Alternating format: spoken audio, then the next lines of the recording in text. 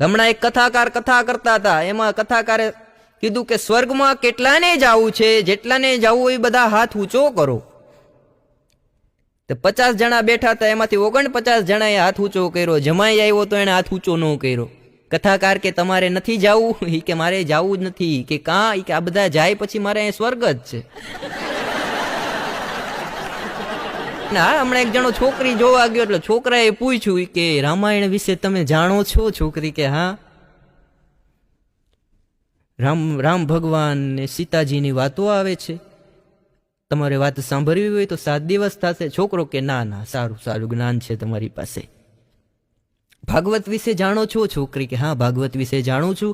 તમારા માતાશ્રી ને પિતાશ્રી સ્વર્ગમાં જશે ત્યારે આપણે 15મો અધ્યાય કરીશું. છોકરો કે ઓહો, બહુ ઇન્ટેલિજન્ટ છોકરી છે. છેલ્લો સવાલ કે મહાભારત વિશે? છોકરી કે તો હું આવીશ ત્યાં પછી કરવાનું જ છે.